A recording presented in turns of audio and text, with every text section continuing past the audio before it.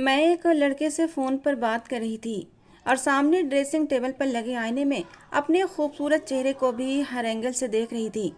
मेरी गिनती खूबसूरत लड़कियों में की जाती थी, इसलिए मुझे बहुत ही गुरूर और नखरा था, और होना भी चाहिए। भगवान जब हुस्न देता है तो नखरा आ ही जाता है। मुझ में भी कुछ ऐसा ही था। मेरे अंदाज राजकुमारी से कम नहीं थे।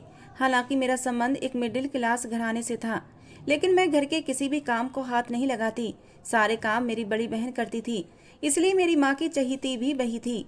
मेरी माँ को ना मेरी खूबसूरती नजर आती थी और ना ही मेरी अदाएं। बस हर वक्त मेरी बड़ी बहन सुरभि का नाम ही लेती रहती थी। सुरभि बहुत ही सलीकेमंद है, घर को बड़े अच्छे से संभालती है, मेहमानों का अच्छी तरह स्वागत करती है, बहुत ही सभ्य संस्कारी है, वगैरह वगैरह। सुरभि की तारीफें सुन सुनकर मेरे कान पक गए थे। मुझे उससे चिढ़ होने लगी थी। मेरी माँ को मुझ में हजार कमियां नजर आती थीं, लेकिन मेरी खूबसूरती नजर ही नहीं आती थी। मुझसे कहने लगी, चलो नीलम, किचन में जाकर बर्तन धो दो। मैंने कहा, माँ मेरे हाथ देखें आपने, कितने गोरे चिट्टे नाजुक से हैं, बर्तन धोंगी तो खराब हो जाएंगे। और वैसे भी आप सुरभि से कहें ना, उसके हाथ इतने प्यारे नहीं हैं, आपकी चहीती भी वही है, उससे कहकर धुलवा लें। ये कहकर मैं अपने कमरे में आ गई। अपने पर्स से अपना मोबाइल निकाला, जो कि छोटा सा कीपैड वाला मोबाइल फ़ोन था। मेरी जेब खर्ची से बस यही एक मोबाइल ही आ सकता था, और मैं अपने दोस्त नवीन को कॉल करने लगी। दूसरी बेल पर ही उसने फ़ोन उठा लिया था, लेकिन मैंने फ़ौरन से फ़ोन कट कर दिया और होठों ही होठों में उसे एक मोटी सी गाली दी थी। 1 मिनट भी नहीं गुजरा था कि नवीन की कॉल आ गई। कहने लगा, जाने मन फ़ोन क्यों काट दिया? मैंने कहा, मेरा फ़ोन क्यों उठाया? तुम्हें पता है ना, मेरे पास सिर्फ मिस कॉल देने के ही पैसे होते हैं, और तुमने फ़ोन उठाकर वो बैलेंस भी ख़त्म कर दिया। बहुत बुरे हो तुम। मैंने एक अदा से बात की थी। कहने लगा, क्यों परेशान होती हो? मैं हूँ तो क्या गम है, बस 5 मिनट रुको, अभी तुम्हारे नंबर पर रिचार्ज करवा देता हूँ। ये सुनकर मेरी पूरी आंखें खुल गई थीं। 1 मिनट भी नहीं गुजरा था कि मेरे पास मैसेज आ गया। मेरे मोबाइल पर 3 महीने का रिचार्ज हो चुका था। मैंने हंसकर दोबारा से फ़ोन कान पर लगाया। मैंने कहा, तुम्हारी यही बात तो मुझे बहुत अच्छी लगती है, मैं तुम्हारी यूं ही तो दीवानी नहीं हो गई। ये कहते हुए मैंने सामने लगे ड्रेसिंग टेबल के आईने में अपना खूबसूरत चेहरा देखा था। वो कहने लगा, दीपा की शादी पर तुम्हें देखकर मैं अपने होश खो बैठा था। कसम से आफत लग रही थी तुम। हल्दी के फंक्शन के पीले लहंगे में नाचता देखकर मैं अपने होश खो बैठा था। कसम से पूरी कयामत ढा रही थी। तुम्हारा वो कयामत डांस तो मुझसे मेरा सब कुछ छीन कर ले गया था। भगवान ने तुम्हारे शरीर के एक एक अंग को बड़े ही तराश तराश कर बनाया है। सच कहूँ, उस दिन पूरी रात सो नहीं पाया था। मैं बता नहीं सकता, तुम्हें देखकर मेरे अंदर कहाँ कहाँ शोर मचने लगा था। पूरे 15 दिन लग गए थे मुझे तुम्हारा फ़ोन नंबर हासिल करने के लिए, और तुमसे दोस्ती करने में पूरा 1 हफ्ता और गुजर गया था। बड़ी नखरेबाज थी तुम। मैंने इतरा कर कहा, मेरी खूबसूरती पर इतना नखरा तो बनता है ना नवीन। नवीन कहने लगा, हाय जाने मन, तुम्हारी यही बातें तो मेरे दिल को भाती हैं। मैं अभी नवीन से बातें करने में ही बिजी थी कि जब सुरभि कमरे में दाखिल हुई। वो मेरी इस तरह की हरकतों से जानकार नहीं थी, इसलिए मैंने बहाना करके नवीन का फ़ोन बंद कर दिया। वो कहने लगी, उठो यहाँ से नीलम, 3 दिन से चादर बिछी हुई है, तुम्हें इतना नहीं हुआ कि कमरे की चादर ही बदल लो? मैं मुंह बिसूरती हुई बेड से उठकर खड़ी हो गई। कहने लगी कि तुम अब इतनी भी छोटी नहीं हो कि घर के किसी काम को हाथ न लगाओ। अगले महीने 18 साल की हो जाओगी, कुछ घर के कामों में मन लगाया करो। मैंने कहा, बस बस, ज़्यादा इतराने की ज़रूरत नहीं है। घर के कामकाज औरत ने सारी जिंदगी करने होते हैं, यही तो दिन है मेरे ऐश करने के। जब तुम्हारी शादी हो जाएगी तो ये सब मुझे ही संभालना पड़ेगा। वो मुझे तीखी सी नज़र देखने लगी। कहने लगी, करना आएगा तभी संभालोगी ना, तुम्हें खुद से ही फुर्सत नहीं मिलती। मैंने कहा, मैं जानती हूँ कि तुम मुझसे जेलस होती हो। वो अपने माथे पर बल डालकर मेरी बात सुनने लगी और मुझे अजीब नज़रों से देखने लगी। बोली, मैं भला तुमसे क्यों जेलस होंगी? मैं तुम्हारी बहन हूँ नीलम, तुम जैसी भी हो, लेकिन मैं तुमसे मोहब्बत करती हूँ, तुमसे जेलस क्यों होंगी? मैंने कहा, तुम मेरे हुस्न से जलती हो। मेरी खूबसूरती देखकर तुम्हें बर्दाश्त नहीं होता, क्योंकि तुम्हारे पास वो कुछ भी नहीं है जो मेरे पास है। तुम मुझसे कम खूबसूरत हो। मेरी बात सुनकर सुरभि ने मुझे अफसोस से देखा था और सर झटककर कमरे से बाहर चली गई। मैंने भी इग्नोर कर दिया और दोबारा नवीन को कॉल लगाकर बातों में बिजी हो गई। मैंने जो भी सुरभि को कहा था, कोई गलत तो नहीं कहा था, बल्कि जो सच था वही सच्चाई बताई थी। वो बिल्कुल भी खूबसूरत नहीं थी, सांवली सी रंगत थी, लेकिन पता नहीं क्यों फिर भी देखने वाले लोग उसकी तारीफ जरूर करते थे। कहते, सुरभि, पता नहीं तुम्हारे अंदर ऐसी कौन सी कशिश है कि सामने वाले को अपनी तरफ खींचती है। हाँ, ये बात तो मैं भी मानती थी कि सुरभि की आंखें बड़ी ही नशीली थीं। अगर कोई एक बार उन्हें गौर से देख ले तो उसकी आंखों का दीवाना हो जाता था। लेकिन मैं इस बात को नहीं मान सकती थी। भला गोरी चमड़ी भी कोई चीज होती है जो कि भगवान ने मुझे दिल खोल कर दी थी।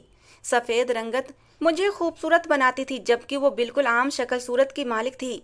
मेरे साथ खड़ी मेरी बहन भी नहीं लगती थी। वो मुझसे चिढ़ती थी। हर वक्त वो अच्छा बनने का ड्रामा करती रहती थी और देखने वाले समझते थे बहुत ही सभ्य संस्कारी लड़की है और अपनी छोटी बहन का बड़ा ख्याल रखती है। मुझे आदत थी कि मैं अपनी पसंद पर कंप्रोमाइज नहीं करती थी। जब भी पापा हमारे लिए कुछ लेकर आते तो सबसे पहले अपनी पसंद की चीजें मैं उठाती थी और जो बच जाता वही सुरभि के हिस्से में आता था। मेरी माँ हर बार मुझसे यही कहती कि तुम सुरभि के साथ नाइंसाफी करती हो। इस बार कपड़े सुरभि पहले पसंद करेगी, बाद में तुम चुनोगी और उसके बचे हुए कपड़े ही तुम लोगी। मैंने कहा, माँ आप जानती हैं मुझे सेकंड ऑप्शन तो बिल्कुल ही पसंद ही नहीं है। मैं अपनी मनमानी करने की आदी थी। मुझे शुरू से ही ऐश भरी जिंदगी गुजारने का शौक था और ये अय्याशी मुझे अपने घर से पूरी होती नजर नहीं आती थी। तो फिर मैंने लड़कों से दोस्ती करना शुरू कर दिया। उनसे बैलेंस मंगवाती, उनसे तोहफे मांगती। अच्छे अच्छे महंगे ब्रांड के कपड़े मुझे वो लड़के तोहफे में देते और मैं घर आकर कह देती कि ये मेरी सहेली ने मुझे दिया है। इतने कीमती कपड़े जूते देखकर मेरी माँ मुझे गुस्से से घूरने लगती।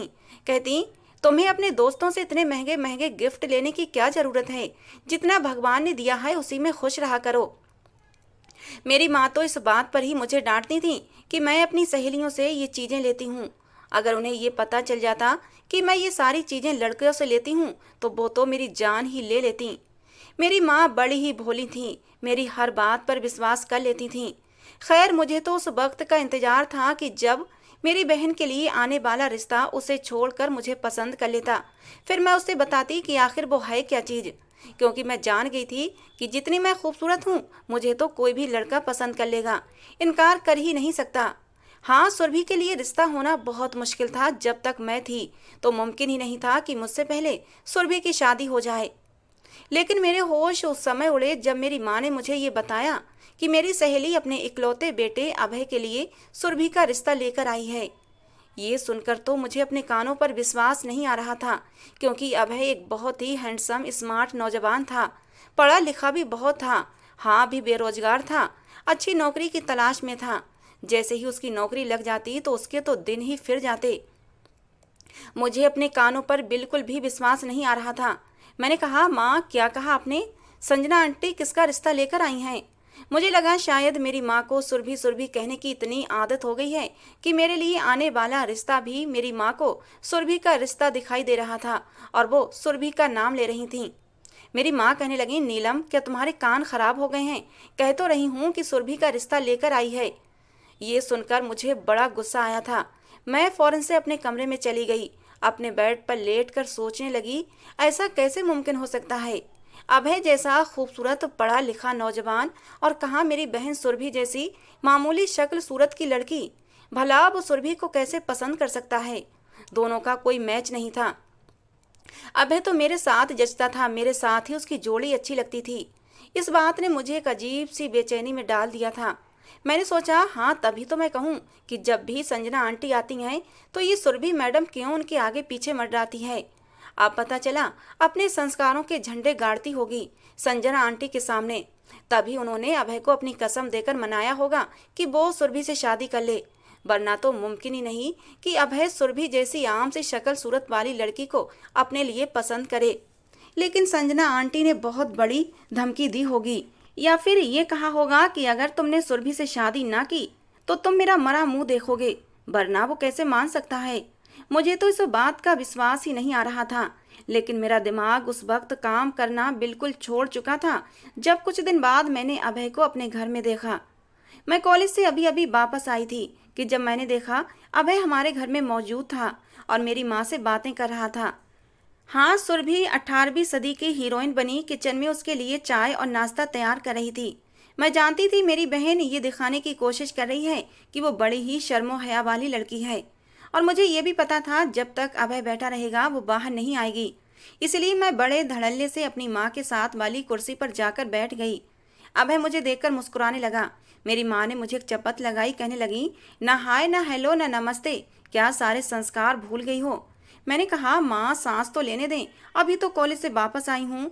आप ही बताएं अभय जी, क्या मुझे सांस लेने की अनुमति है? फिर मैं आपको हेलो भी कर लूँगी और आपकी खैरियत भी पूछ लूँगी। वैसे भी मुझे आपसे बहुत सारी बातें करनी हैं। मेरी बात सुनकर वो मुस्कुराने लगा, कहने लगा, हाँ हाँ, सांस भी ले लो और पानी भी पी लो। हाय हेलो का क्या है, बाद में कर लेना, मुझे कोई जल्दी नहीं है।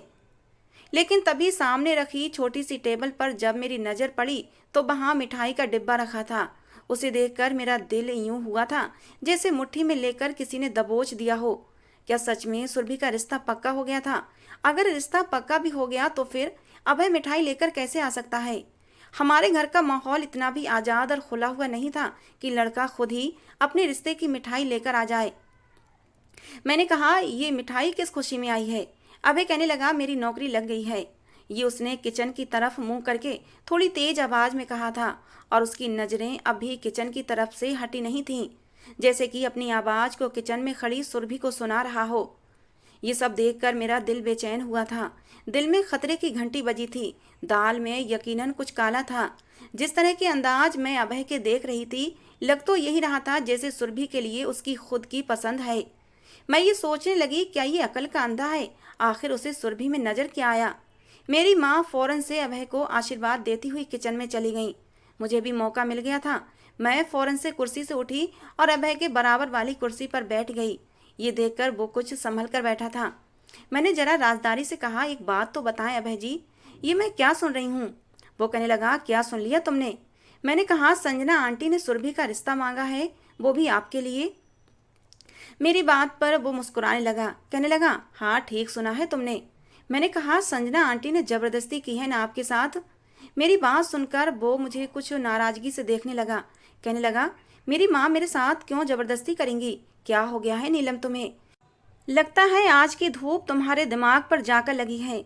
मैंने कहा, कहाँ आप और कहाँ सुरभि, मुझे तो यकीन ही नहीं आ रहा। मेरी बात सुनकर वो मुझे हैरत से देखने लगा, कहने लगा, क्या मतलब? मैंने कहा, खुद को आईने में देखा है आपने? कितने खूबसूरत हैंडसम नौजवान हैं आप। और फिर सुरभि, कहाँ आपके साथ अच्छी लगेगी वो? मेरी बात सुनकर शायद उसे अपने कानों पर विश्वास नहीं आया था। कहने लगा, अपनी बड़ी बहन के बारे में ऐसी बातें करते हुए तुम्हें शर्म नहीं आती? क्या बुराई है सुरभि में? मुझे तो वो शुरू से ही पसंद है। मैं तो बस अपनी नौकरी लगने का इंतजार कर रहा था। ये सुनकर तो मुझे अभय की अक्ल पर अफसोस होने लगा। वो तो बिल्कुल अंधा था। उसे सुरभि में नजर ही क्या आया था? ये जानकर कि अभय सुरभि को पसंद करता है, मेरे दिल को एक धक्का सा लगा था। ऐसे कैसे मुमकिन था? क्या उसे मैं नजर नहीं आई थी? नौकरी उस इंसान की लग चुकी थी। आगे तो उसका फ्यूचर बहुत ही ब्राइट होने वाला था। और मेरा मेरा क्या होगा? क्या मैं गली के आवारा लड़कों से जरा जरा सी चीज़ों के लिए उनसे बातें करूं? और इधर अभय उसकी सारी इच्छाएं पूरी करेगा। सुरभि का तो पहली बार में ही छक्का लग गया था। जाहिर है 1 लाख से कम की नौकरी नहीं मिली होगी अभय को। सुरभि के तो बारे न्यारे होने वाले थे और मुझे ये बात बर्दाश्त ही नहीं हो रही थी कि सुरभि की इतनी अच्छी किस्मत हो और वो अपनी ससुराल जाकर अपने पति के साथ एक ऐश भरी जिंदगी गुजारे। मैंने कहा, अभय जी आपकी नौकरी कितने की लगी है? कहने लगा, मल्टीनेशनल कंपनी है, 1 लाख से ऊपर की डिमांड की है मैंने और मुझे पूरा विश्वास है कि मंजूर भी हो जाएगी। ये सुनकर तो मेरा दिल दहल उठा था। इतनी देर में ही मेरी माँ ट्रे में नाश्ता भरकर बाहर आ गई थीं, टेबल पर सामान सजाने लगीं। इतनी देर में अभय ने मिठाई का डिब्बा खोला और उसमें से गुलाब जामुन निकाल कर मेरे मुंह के करीब ले आया। कहने लगा, ये लो खाओ और ज़्यादा मत सोचो। मैंने तो पहले ही सोच लिया था कि मैं मिठाई सबसे पहले अपनी छोटी बहन को ही खिलाऊंगा। चलो नीलम, मुंह खोलो, शाबाश। ये सुनकर तो मेरा गला तक कड़वा हुआ था। छोटी बहन? मैं भला क्यों उसकी छोटी बहन होने लगी? लानत है ऐसे इंसान पर जो शादी हुई नहीं और होने वाली साली को बहन पहले बना ले। मैंने कहा, मेरा कोई मूड नहीं है मिठाई खाने का। ये कहकर मैं उठकर अपने कमरे में आ गई और बेड पर लेट गई। मुझे समझ ही नहीं आ रहा था कि मुझे रोना किस बात पर आ रहा है, लेकिन मैं बस रोए जा रही थी। मैंने यूनिफॉर्म भी नहीं बदला था और बेड पर लेटकर मुंह तक चादर ओढ़ ली थी। सुरभि थोड़ी देर में ही मेरे कमरे में आई। कहने लगी, नीलम खाना नहीं खाओगी क्या? मैंने कहा, बाहर में गया खाना, निकलो मेरे कमरे से, मेरे सर में बहुत तेज दर्द है। अब दोबारा मेरे कमरे में मत आना। वो मेरी बात सुनकर परेशान हुई थी। मैं ये सोचने लगी मैं कैसे अभय से अच्छा रिश्ता तलाश कर सकती हूँ। मुमकिन ही नहीं था। और फिर वो मुझे पसंद भी था। मैं नहीं जानती थी मेरी मामूली सी शक्ल सूरत की बहन मेरे हक पर यूं डाका भी डाल सकती है। मैं तो जितना रोती उतना ही कम था। 2-3 दिन तक मैंने ढंग से खाना नहीं खाया और सबसे ज़्यादा इस बात की परेशानी सुरभि को थी। बार बार कहने लगती, नीलम तुम्हें हुआ क्या है, खाना क्यों नहीं खा रही हो। मैं अपने कमरे में मुंह सुजाए बैठी थी। मैंने कहा, मुझे तुमसे बात करनी है सुरभि। देखो सुरभि, तुम मेरी बहन हो, तुम मेरे दुख को समझ सकती हो। वो कहने लगी, हाँ हाँ मुझसे कहो क्या बात है। देखो नीलम, तुमने 3 दिन से कुछ भी नहीं खाया पिया है और सच पूछो तो तुम्हारी ये हालत देखकर मुझे भी भूख नहीं लग रही। मैंने अपने आंसू टपकाने शुरू कर दिए। मैंने कहा, सुरभि कि मैं नहीं जानती कब और कैसे, लेकिन मुझे अभय से मोहब्बत हो गई है। ये सुनना था कि सुरभि के चेहरे की रंगत सफ़ेद पड़ी थी। वो नजरें चुराकर कहने लगी, क्या कह रही हो नीलम। मैंने कहा, मैं सच कह रही हूँ सुरभि, अगर वो मुझे नहीं मिला तो मैं मर जाऊंगी। मेरी बात सुनकर वो तड़प कर मुझे देखने लगी। कहने लगी, क्या अभय भी तुम्हें पसंद करता है। मैंने कहा कि मुझे पसंद ना करने की कोई एक वजह भी तो बताओ। देखो सुरभि, मैं कितनी खूबसूरत हूँ। हर मर्द की यही ख्वाहिश होती है कि उसकी पत्नी खूबसूरत हो, और मुझे पता है कि वो भी मुझसे प्यार करता है, मुझ पर दिलो जान से मरता है। सुरभि कहने लगी, लेकिन कई बार वो मुझे दबे शब्दों में अपनी मोहब्बत का इजहार कर चुका है। मैंने कहा, लेकिन तुम तो उससे मोहब्बत नहीं करती ना। तुम तो किसी से भी मोहब्बत नहीं करती। तुम्हारी जिंदगी में तो कोई भी आ जाएगा सुरभि तो तुम उसके साथ जिंदगी गुजार लोगी, उसके साथ सब्र से रह लोगी। लेकिन अगर अभय मुझे नहीं मिला तो मैं मर जाऊंगी। देखो, जब से मुझे पता चला है कि संजना आंटी ने अभय का रिश्ता तुम्हारे लिए मांगा है, बस एक निवाला भी मेरे गले से नीचे नहीं उतरता। मैं भूखी मर जाऊंगी सुरभि। ये कहकर मैं उसके साथ लगकर फूट फूट कर रोने लगी। उसने मुझे चुप करवाया। कहने लगी, रो मत नीलम, मैं कुछ करती हूँ। मैं यही तो सुनना चाहती थी। मैं नहीं जानती कब और कैसे, लेकिन कुछ दिन बाद संजना आंटी हमारे घर आई तो सुरभि का चेहरा उतरा हुआ था। संजना आंटी के माथे पर भी बल पड़े हुए थे। वो आकर मम्मी पापा के पास बैठ गईं। उस समय दोनों ही घर पर मौजूद थे। मेरी माँ ने कहा, संजना, वैसे तो हमें पता है कि तुम्हें सुरभि बेहद पसंद है, लेकिन मैं चाहती थी कोई रस्म कर दी जाए ताकि खानदान वालों को इस बात की जानकारी हो जाए। ये बात सुनकर संजना आंटी ने एक ठंडी आह भरी थी। कहने लगी, मैं बहुत शर्मिंदा हूँ तुमसे, और भाई साहब आपसे भी मैं बहुत शर्मिंदा हूँ। आंटी की ये बात सुनकर मेरी माँ उन्हें हैरत से देखने लगी। कहने लगी, क्या हुआ है संजना। आंटी कहने लगी, अभय कहता है कि उसे सुरभि नहीं बल्कि नीलम से शादी करनी है। ये सुनकर तो मुझे अपने कानों पर विश्वास नहीं आ रहा था। हाँ, सुरभि का बुझा हुआ चेहरा देखकर मैं समझ गई थी कि उसी ने मेरे लिए रास्ता साफ किया है। इस बात पर मेरे पापा को गुस्सा आने लगा। कहने लगे, ऐसा कैसे हो सकता है, पहले तुमने अभय के लिए सुरभि का रिश्ता मांगा और अब तुम नीलम का रिश्ता मांग रही हो। हम कैसे बड़ी बेटी को छोड़कर छोटी की शादी कर सकते हैं। मेरी माँ भी इस बात पर गुस्सा करने लगी कि संजना, ये गलत है, मैं ऐसा नहीं कर सकती। सुरभि मेरी बड़ी बेटी है और मैंने सुरभि की आंखों में अभय के लिए पसंदीदगी देखी है। वो अभय को पसंद करती है। मैं उसका हक छीनकर नीलम को नहीं दे सकती। मुझे अपनी माँ की सोच पर गुस्सा आया था। उन्हें सुरभि नजर आ रही थी लेकिन मैं नहीं। कि तभी फौरन से सुरभि ड्राइंग रूम में दाखिल हुई और कहने लगी, माँ, इस बात में ऐसा भी क्या गलत हो गया, कोई फर्क नहीं पड़ता। आप ऐसा करें, नीलम की मंगनी अभय से कर दें। मुझे वैसे भी ये रिश्ता पसंद नहीं था, मैं इनकार ही करना चाहती थी। अच्छा हुआ आंटी ने मुझे छोड़कर नीलम को मांग लिया।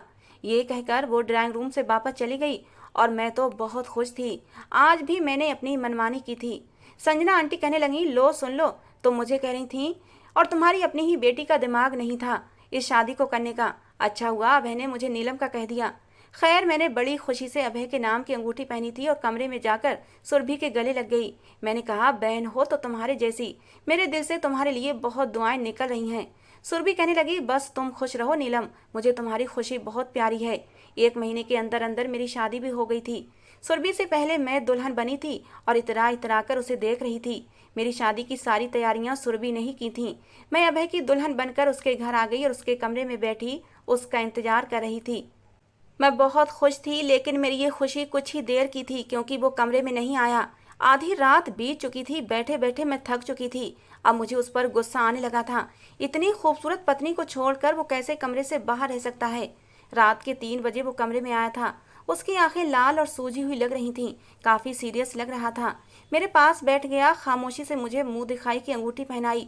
मुझे तो लगा था वो मेरे हुस्न को देखकर मुझ पर मर मिटेगा, लेकिन उसने तो मुझे नजर भरकर देखा तक नहीं था। कहने लगा, मैं बहुत थक चुका हूँ, बाकी बातें कल करूंगा। उसका लड़कियों के भी कुछ ना कुछ अरमान मुझे बड़ा गुस्सा आया था। वो कहने लगा, मैंने कहा मेरी बात सुनो, नजर से नहीं देखा तुम्हारी, मुझे आज की सारी तैयारी मैंने तुम्हारे लिए उसने अपना तकिया उठाया और सोफे पर जाकर लेट कर सो गया। मेरा दिल बुझकर रह गया था। मेरा जी चाहा उसके पास जाकर उसका हुलिया बिगाड़ कर रख दूं कि तुम अंधे हो, तुम्हें मेरी कदर नहीं है, मैं इतनी खूबसूरत हूँ, तुम्हारे लिए सजी सबरी हूँ, और तुमने मुझे एक नज़र देखा तक नहीं। खैर, मैंने अपने कपड़े बदले और एक सादा सा ड्रेस पहनकर सोने के लिए लेट गई। मैंने सोचा मैं बाद में खूब नखरे दिखाऊंगी उसे, लेकिन मैं नहीं जानती थी उस आदमी के लिए मैं तो कुछ थी ही नहीं। मेरी शादी को 8 दिन गुजर चुके थे, लेकिन वो तो मुझे एक नज़र उठाकर देखता तक नहीं था, ना मुझसे बात करता था। 15 दिन गुजर जाने के बाद एक बार मैं उसके सामने जाकर खुद ही खड़ी हो गई। मैंने कहा, कितना समय चाहिए आपको? क्या मैं आपको नजर नहीं आती?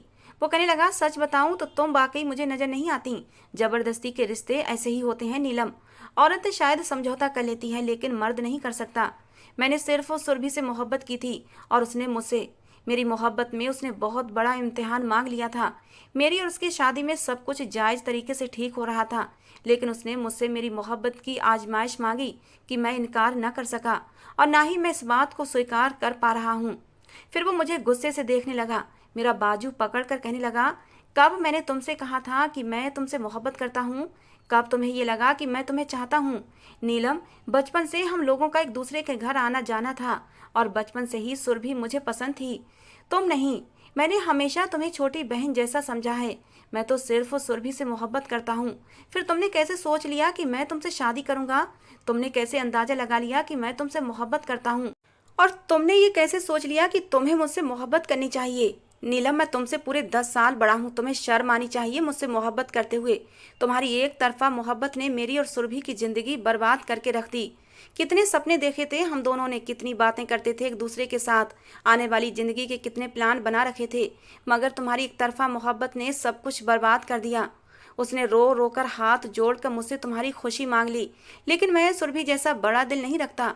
उसने तो कुर्बानी दे दी और मुझसे भी मांग ली, लेकिन मैं तुम्हें सिवाय अपने नाम के कुछ भी नहीं दे सकता, समझी? आगे से मुझसे कोई भी उम्मीद मत रखना। बड़े गुस्से से उसने मुझसे कहा और कमरे से बाहर चला गया। मैं हक्का बक्का से उसे देखने लगी। मुझे लगता था मेरा हुस्न मेरा सबसे बड़ा हथियार है, मैं जो चाहूँ उससे हासिल कर सकती हूँ। पर मैं नहीं जानती थी कि सुरभि की आम शक्ल सूरत मेरे हुस्न को नीचा दिखा देगी। मुझे अभय से मोहब्बत नहीं थी, बस मुझे इस बात से तकलीफ थी कि मुझे छोड़कर वो सुरभि को कैसे पसंद कर सकता है। मुझे अपने हुस्न पर बेतहाशा घमंड था, जो बहुत बुरे तरीके से टूटा था। कौन औरत होगी जो ये नहीं चाहती कि वो अपने पति के दिल में महारानी बनकर ना रहे। मैंने बहुत कोशिश की कि अभय के दिल में मेरी जगह बन जाए। मैं अपनी बहन से हारना नहीं चाहती थी, उस पर ये जाहिर नहीं करना चाहती थी कि मैं खुश नहीं हूँ। इसलिए जब भी मायके जाती तो खूब हंसती, छोटी छोटी बातें सुरभि को बताती कि अभय मेरे साथ बहुत खुश है, मुझे बहुत चाहता है, मेरे बगैर रह नहीं सकता, मेरे हुस्न की तारीफें करता है। वो मेरी बातें गायब दिमागी से सुनती थी, फिर मुस्कुराकर कहती, तुम खुश हो? मैं कहती, हाँ मैं बहुत खुश हूँ, और वो अपने आंसू अपने अंदर ही कहीं उतार लेती। अब मैं उसकी आंखों में आने वाली नमी को अच्छी तरह समझने लगी थी, क्योंकि मैं भी इस दर्द से गुजर रही थी। मुझे अपने पति की मोहब्बत चाहिए थी, जो कि मुझे मिल नहीं रही थी। मैंने अपनी माँ से कहा कि आप जल्द से जल्द सुरभि की शादी कर दें। मेरी माँ कहने लगी, तुम्हें इस बात की चिंता नहीं होनी चाहिए, तुम्हारी शादी हो गई, बस अपने घर में रहा करो। मेरी माँ भी मुझसे उखड़ी उखड़ी रहने लगी थी। मैंने मायके भी जाना कम कर दिया। फिर एक बार मेरी माँ का फ़ोन आया कि सुरभि का रिश्ता तय हो गया है, बहुत ही अच्छे घर से रिश्ता आया है, लड़के ने खुद ही सुरभि को पसंद किया है। ये सुनकर मुझे एक और हैरत का झटका लगा था। आखिर उसमें ऐसी कौन सी बात है कि लड़के उसके दीवाने हो जाते हैं? खैर, ये सुनकर मैं बहुत खुश हुई थी। मुझे लगा कि अब अभय अपना व्यवहार मुझसे बदल लेगा। जिस दिन सुरभि की शादी हुई थी, अभय शादी पर नहीं गया था। मुझसे कहने लगा, तुम अकेली चली जाओ। शादी पर मैं अकेली ही गई थी। अभय बहुत सिगरेट पीने लगा था। वो पूरी रात उसने सिगरेट पीकर ही बिताई थी। मैं कई बार उठकर उसके करीब आई। मैंने कहा कि कुछ देर आराम कर लो, नहीं तो बीमार हो जाओगे। वो कहने लगा, तुम बस अपने बारे में सोचो नीलम, जाओ जाकर सो जाओ, मुझे मेरे हाल पर छोड़ दो। बार बार वो अपनी आंखें रगड़ने लगता, शायद अपने आंसू मुझे दिखाना नहीं चाहता था। मैं नहीं जानती थी कि वो सुरभि से इतनी शिद्दत से मोहब्बत करता है। कुछ दिन बाद मैं मायके गई तो सुरभि बहुत खुश थी। मुझसे कहने लगी, राजवीर मुझसे बहुत मोहब्बत करता है। मुझे तो लगता है जैसे मेरे सब्र का फल मुझे मिल गया है। फिर कहने लगी, नीलम, मैंने तुम्हें तुम्हारी मोहब्बत दी थी ना, शायद मेरे भगवान को मेरी ये बात पसंद आ गई। उसने मुझे ऐसा पति दिया है जो मुझे बहुत चाहता है। वो अपनी बड़ी सी गाड़ी में आई थी। काफ़ी अच्छे घराने में उसका रिश्ता तय हुआ था। अभय के पास भी गाड़ी थी, लेकिन सुरभि के पति राजवीर के पास तो अभय से भी ज़्यादा बड़ी गाड़ी और बड़ा बंगला था। और अभय तो नौकरी करता था, लेकिन सुरभि का पति तो खुद ही बिजनेसमैन था। उसे किसी चीज़ की कोई कमी नहीं थी। इंसान अपनी किस्मत से ज़्यादा कुछ भी पा नहीं सकता। मैंने लालच किया था, लेकिन मुझे उतना ही मिला जितना मेरे नसीब में था। ना मुझे पति की मोहब्बत मिली, ना ही किस्मत से कुछ ज़्यादा। लेकिन सुरभि की किस्मत मुझसे अच्छी थी। उसे सब कुछ मिल गया था जो मैं उससे छीनना चाहती थी, और अपनी तरफ से छीन भी चुकी थी। अभय आज भी उसी का था। मैं उसे सब कुछ छीन कर भी खाली दामन थी, और वो मुझे सब कुछ देकर भी सब कुछ पा चुकी थी। काश कि मैंने इतनी बड़ी कुर्बानी न मांगी होती। दो दिलों को यूं जुदा न किया होता तो मेरी किस्मत भी कुछ और होती। एक बार सुरभि मुझसे मिलने आई। अभय उसके सामने नहीं आया था। हम दोनों काफ़ी देर तक बैठे बातें करते रहे। सुरभि के चेहरे पर सच्चे प्यार की चमक थी जो उसे अंदर से निखार रही थी।